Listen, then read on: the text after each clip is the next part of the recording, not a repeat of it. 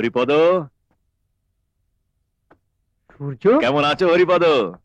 তুমি? হ্যাঁ, এই ইউনিফর্মে অন্যরকম লাগছে না? পুলিশ পুলিশ মনে হচ্ছে তো? হ্যাঁ, হ্যাঁ, এইভাবে দাদার সামনে যেতে না কেমন নার্ভাস নার্ভাস লাগছে। দেখো বুকটা কেমন রিপিট করছে, দেখো। সূর্য, দাদার মুড ঠিক আছে তো? সূর্য, ফ্যাক্টটা হলো আরে তোমার ফ্যাক্ট সব পড়ে শুনবো, আগে দাদার সঙ্গে দেখা করে আসি। হ্যাঁ,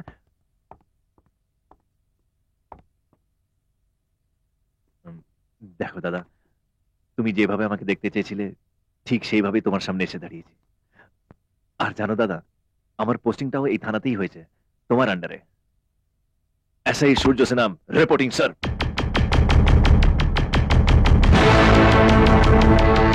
আমি তোমার জন্যই ওয়েট করছিলাম।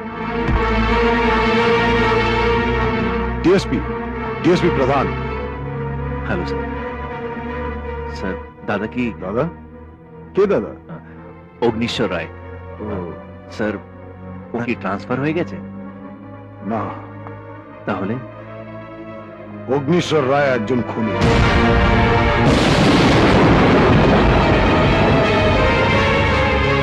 জেল পলাতক কয়েদি। না স্যার, আমি ডিএসপি অগ্নিশ্বর রায়ের কথা বলছি। আমি তোমাকে ওনার কথাই বলছি। দুটো খুনের দায় ওনার মাথার উপর। পুলিশ ওনাকে খুঁজে বেড়াচ্ছে। না, এটা হতে পারে না। হ্যাঁ সূর্য, এটা সত্যি। যে মানুষটা আইনকে শ্রদ্ধা করত, সে মানুষটাই এখন আইনের চোখে অপরাধী। কিন্তু এসব তো তুমি আমায় কোনোদিন জানোনি। সবসময় জানাতে যে ওরা খুব ভালো আছে। কারণ দাদাই বারণ করেছিল। দাদা ভয় ছিল যে যে তুমি যদি সত্যিটা জানতে পারো তাহলে তুমি আর ওখানে থাকবে না, চলে আসবে। তাই আমি বাধ্য হয়ে মিথ্যে কথা বলেছিলাম।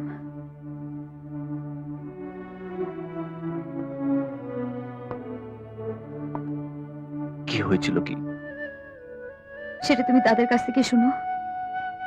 কিন্তু দাদাকে বাবু কোথায়? সে তো জেল পলাতক আসামি। পুলিশ তাকে খুঁজছে। দাদা খবর পাঠিয়েছে, আজ বিকেলেই তোমার সঙ্গে দেখা করবে। দাদা জানে আমি এসেছি? দাদা আমার কাছ থেকে তোমার সব খবরই নিত।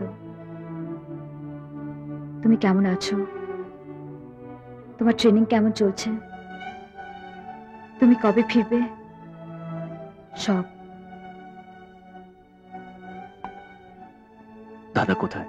মন মহুয়ার নেশাতে, সর্বনাশের খেলাতে, তাই মেতেছি একসাথে এখন।